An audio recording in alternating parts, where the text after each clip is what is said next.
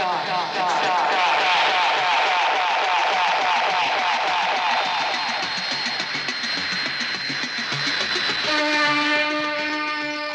you still work at that boss yours? They're big shot back in New York City? Sorry, man. You've got the wrong party.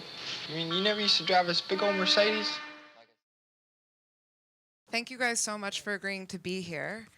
I feel like instead of maybe talking about Ciao Manhattan, let's talk about Edie and the factory and how both of you knew her and met her and what life was like at that time.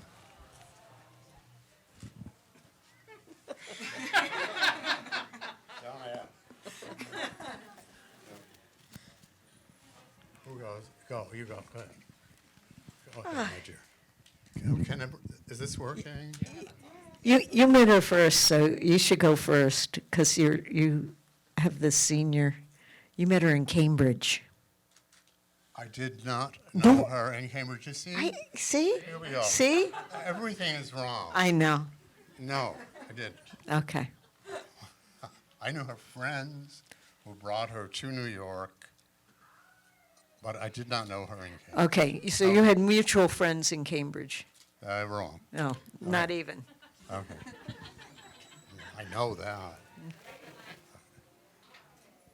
Do you want me to? Oh, Yeah, should so I yes, explain sure, it? absolutely. Okay. Yeah. Okay. I was in Cambridge for 1 year, a disastrous attempt at studying law at Harvard. And, of course, the part of Cambridge that was much more interesting was the other side of Mass Avenue, Harvard Square. And I had a lot of friends there. When I came back to New York after dropping out of law school because it was nothing to do with my life, I figured I'll hire these guys if I ever need if I ever need one of them. And one of the great, wonderful, there were many wonderful people, was Tommy Goodwin, who was big brother kind of to Edie. And he come to New York and would stay at my apartment on 20th, just off Fifth Avenue, west of Fifth. And he was living with another great Harvard Square friend, Harold Peterson.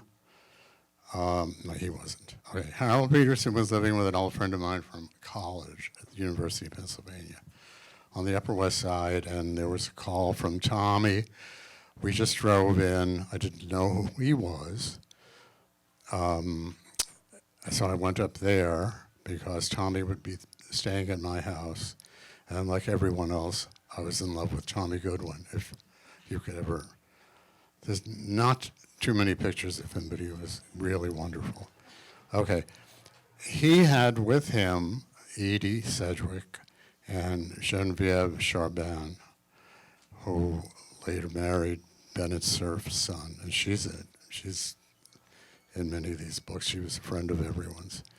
And Edie needed a place to stay, so Tommy, since you're staying by little loft, why doesn't Edie, why don't you come and stay there as well for the weekend? And she turned out to be the creature who stayed to dinner. And I must say she drove my repulsive roommate out, which was good. And she smoked a lot of cigarettes, was on the phone a lot, would steal things for the sake of stealing them. You don't have to tell me about the heart and mind of a shoplifter. But wow, I mean, not that, a shop is a shop. She's a house guest. Eventually, I had to pat her down when she was patting down Edie Sedgwick. I mean, so She is in my heart and my memory, both exalted and the house guest you had to pat down. And one time I found a bottle of Listerine mouthwash, the big, 16 ounces. Like, why are you taking this? Ashtrays, okay. Bottle of mouthwash, okay. Because there had to be something. You can't leave empty-handed. It was like her going into a, Delman's or something. You can't leave without 8 pairs of Delman shoes at $800 each. So it was the same thing. Anyhow, that's how I met her. And she stayed for about, 2 or 3 weeks. And her mother came and moved her to 63rd Street. So that's the genesis of it. Then she became Edie Sedgwick of legend and wonderfulness, and we'll get into that. But it was, someone needed a place to stay, and her name was Edie Sedgwick. So that was it. And you?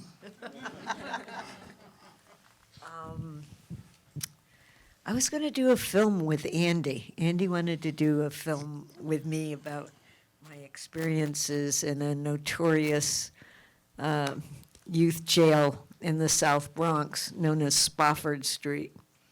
And Andy had heard that I had spent some time in there, and he was fascinated by that. He said, let's do a movie.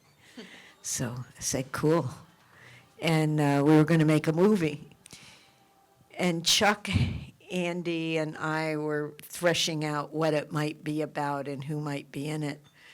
And they had the idea that there would be one girl who was back for her 3rd or 4th time in intake at Youth House. And there would be a very rich girl who had just been screwing around drunk, throwing over trash cans, and she got picked up by the cops, and here she was. And her friends got away and left her there. And originally it was supposed to be baby Jane Holzer. Jane Holzer was going to play that part, but just at that time, Jane Holzer had said, no more movies, my family's gonna kill me, they're gonna cut me off, I'm gonna have nothing. I can't, Andy, I can't. I have to lay low and cool it for a while. So Chuck said, I bet Edie would do it. And we should establish what years these were. okay, And when this was happening. I think Would help me too, because I get mixed up. I get mixed up too. Okay, I remember, hook it on this, the New York's World's Fair. We went with Edie, Tommy and Edie and I and Chuckles, I think. I remember she had never taken a subway. It was really exciting. Edie had never been in a subway before. We took the number 7 train, and there was a public restroom when you get down the train before the fair, and she was in there for between, I'm not kidding, 2.5 and 3 hours doing her makeup because she had just been on the subway and she was going to the World's Fair. Literally 2.5, 3 hours. We just said, well, it's her, but even for her, there's a lot. What should we do? I mean, we don't know if we send some stranger in there to look if you see someone doing an eyelash. But we just waited, and then, hi, and there she was. And so that was 64 or 65. Well, it was New York World's Fair was 64, 65. I know that. That's why I said it's one or the other. I don't remember which. That's the problem. So I kind of get from doing the reading I have that it couldn't have been 64 because that's the year 2 of her brothers died. And I kind of have a feeling this would be 65. Yeah. Well, that's when I met her too. Prison was 1965. Yes, okay. It was in the All right. spring of 65, early summer. But she was well ensconced Oh, well, okay. At the factory, 65, yes. Satisfaction was number one, 65. Can you imagine? The things you pin your life on. But I had been going to the factory since it first moved to 47th Street because I knew Andy and Billy and Ondine from the San Remo at Bleecker and McDougal, which was, it was a gay bar disguised as not a gay bar. Just sort of a, That was my mother's hangout too. well, yeah, it was really bohemian. And there was, Andy was there and Rauschenberg was there and Jasper and a famous playwright, Edward Albee, and his little boyfriend, the other famous playwright. Just everyone was there. And we were the white, every crowd had a name. Ondine and them were the mole people. We were the YJS, the younger Jewish set. Actually, we're younger compared to these people.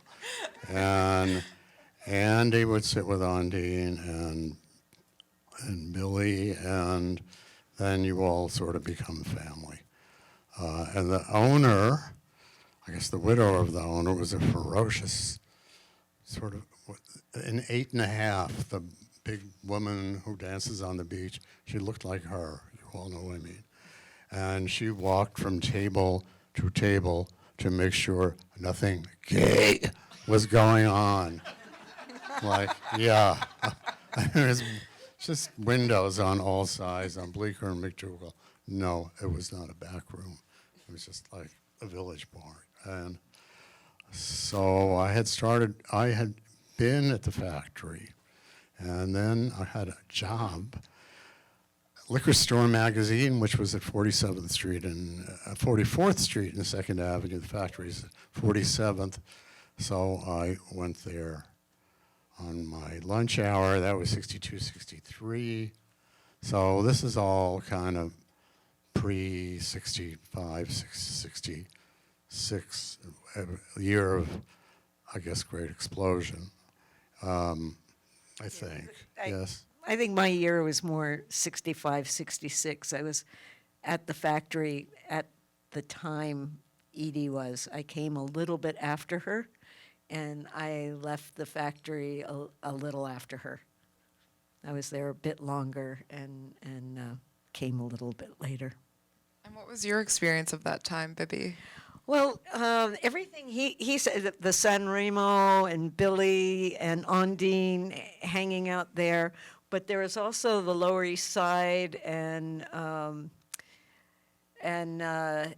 kinds of cultural activities going on. For instance, Judson Church, the Cafe Chino, and Billy Name worked at both of those doing lights, as well as new people that were involved in the Judson Church Dance Ensemble, the New York Poets Theater, which was, at the time, Leroy Jones and Diane DePrima and Freddie Herco, and Fred Waring Dance Troupe was ensconced at Judson Church. My father did happenings and worked with doing programs with them and with John Cage.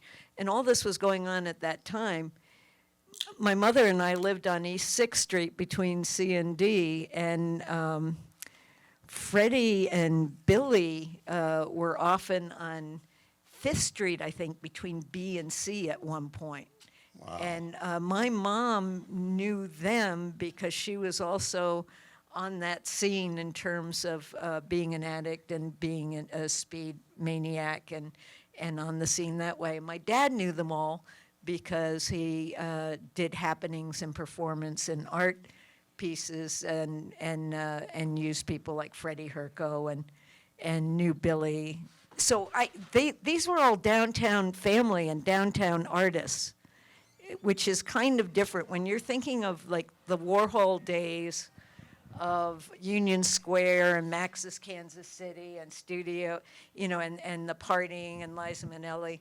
That's another world. This was about the downtown art scene, which Andy was kind of a part of. And there was this time where they crossed over. And you were sort of legacy. What? You were sort of legacy. You Yeah. were born into that. Yes. Okay. Yeah. Because people always want to know, how did you become part of the world's most, glamorous scene of the mid-'60s? And Well, you belong there, but you were also born into it. Yes. Sort of like a Kennedy. So I would see. I mean, really, you've got to be both. Yeah. You're born, and then you also got to be good. Yeah. You could both. be Prince Andrew, but you got to be good. All right. So you have to be both. You always have to be two things. Oh. Okay. So I Go knew ahead. all these people downtown as family, and they cross over with Warhol and Andy and that scene. And at that point, he's collaborating with a bunch of underground artists, doing underground films and having ideas like that, which he got. He used to go. Jonas Mekas would do screenings in his loft if he didn't have a place to do them. And I remember going to those screenings at his loft, and Andy would be there. Henry Geltzeller would be there. They'd be at Judson Church performances. They'd be at Jack Smith screenings and raids. These underground movies in the early '60s, which was speaking of Jack Smith and the rest, you had to go to knock on a door, and Joe sent me, and it Yeah. looked like an apartment house, but it really led to something like this. They really were not illegal, but they were like quasi-illegal. Yep. You were not supposed to be there or know about them. No. You would not ever see them advertised in print. It was totally word of mouth. And then you knock on the door and go in and see flaming creatures, and you were all automatically avant-garde. But it really was a universe of this underground movies. Well, Marie Menken, who acted Yeah. in many of Warhol's films and was a regular hanging out there, she was an underground filmmaker years before Andy, and very well known and very well respected and well But loved. still, it was really, literally, almost an underground world. Yes. It was not out there in the sunshine. But I think that's also what's so fascinating about this time was where underground meets mainstream in a way, and wealth, and I think like Andy's fascination with wealthy women that came from these outrageous families in a way. And it's funny, like in watching Ciao Manhattan, you kind of start to think about Paris Hilton, Kim Kardashian, like these like wealthy socialites in a way that Kim Kardashian is a socialite? well, I know, She's but very sweet. No, I like but her a lot. it's but interesting she's because I hardly feel a like Edie socialite. Sedgwick paved the way almost for women like Yeah. that to have careers now. Okay. And that was the first time that was happening. So what was like that experience for you, like kind of watching Andy create these stars and like from these stories and mixing like in a way very underground with very just mainstream, or like the desire to be glamorous, and you know what I mean? I don't really think that was the case at all. I think they were collaborating with him as themselves. He pretty much just turned on the camera if he really did that much, other than being attracted to these people and being involved with these people, or being involved with people who were involved with them. Let me, yeah. Like Chuck Wine and Edie. Yeah. This, Chuck this Edie. is the Harvard stream, the Underground Railroad between Cambridge and New York, was really a important feeder source of the factory. And for Andy, it was all these people were rich, beautiful, and of good birth. He thought because I had been to Harvard that and I was Jewish, I must be extremely rich. So that's why I was there. You had to have that. I mean, it was Andy. He's a bit of a snob. And all the things that he was not is what he sought in other people. But he also bonded with all kinds of crazy people from downtown who Indeed. I didn't have 2 cents to put together, and was really just a street kid, and yet there was a friendship and there was a relationship that went through a certain period of time and a number of projects and activities, and yet what did I have to offer? I wasn't a society matron. I wasn't. But you were a legacy, like I said, and you're you. Oh. So you're smart and you have the ancestry, and that mattered. I guess so. It did. But I mean, I just like making him laugh. Okay. Who else came? Dorothy Dean came from Harvard, Danny Williams.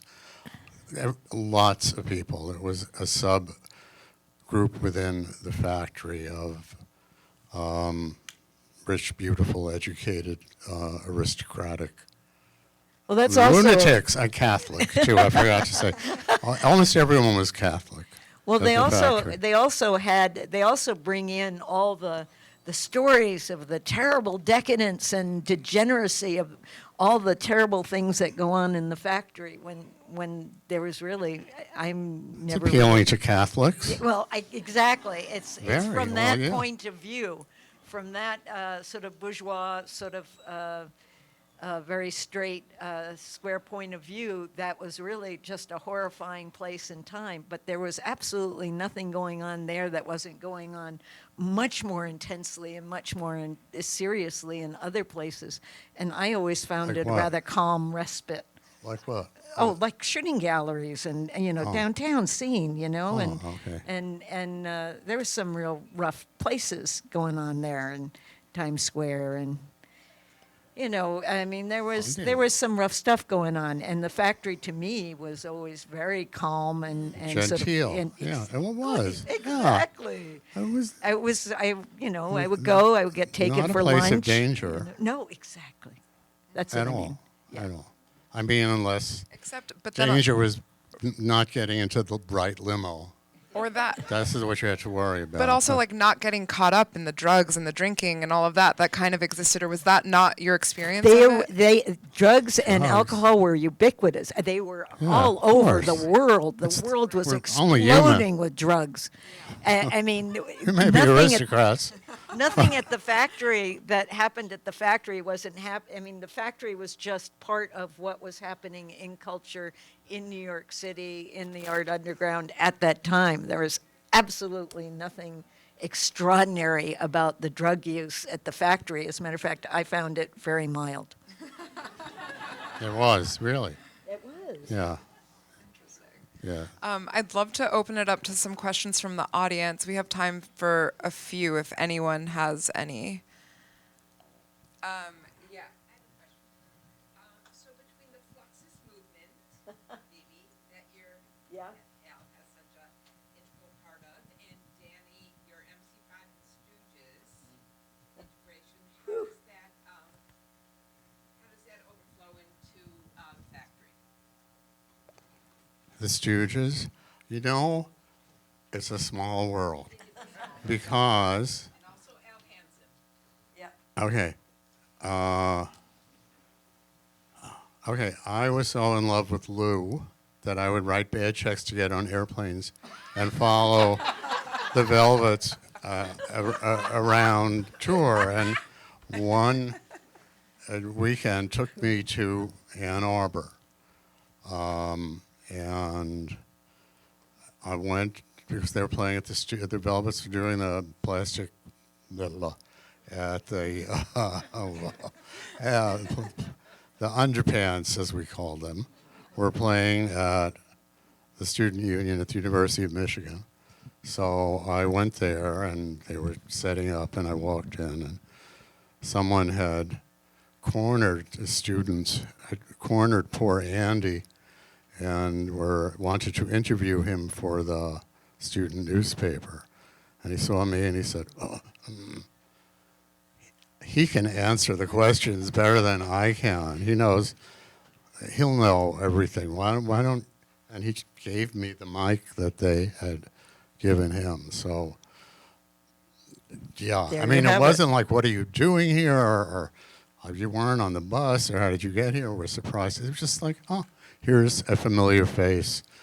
He might as well be me for the purposes of a tiresome interview. So, okay, apropos of your question, 2 years after that, I was in Ann Arbor again to see the MC5 perform because I was working at a record company. And I was staying in Ann Arbor. And Wayne Kramer, the guitar player, said, oh, if you liked us, you will really like our little brother baby band, the Psychedelic Stooges. And I said, oh, okay. When can I see them? He said, well, they are playing this afternoon across the street. Now, there's nothing in the world I love hearing better than now and across the street. Okay, you got it.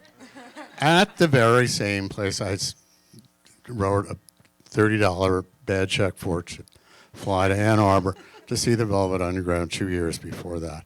And that's when I first saw the Stooges, heard them, actually, because I heard them before I saw them, as I've often said.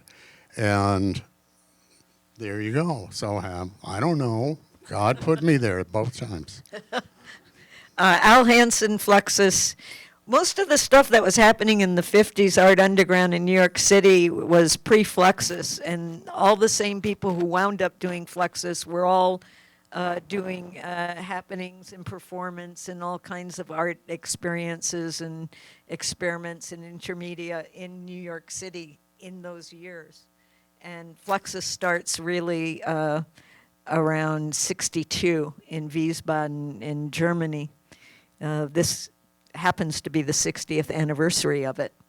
But again, as part of the whole underground scene that's happening in New York City and the downtown scene that's happening, it all overlaps. So people who are in Flexus are also doing performance and doing theater and dance downtown and writing poetry and writing plays for Andy and like that. And he shot screen tests of people who were Flexus artists and Lest we forget Max's Kansas City, oh, of course, that which was was another invented by Nicky Ruskin, who was great friends.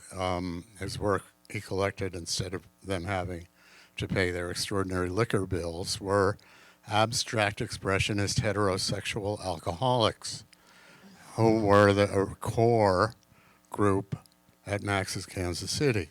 My dad had a Right. tab there, and Was a he lot of one of times them? that's how we ate. Okay. And they had the front room, and they were Mickey's friends. And, Yeah.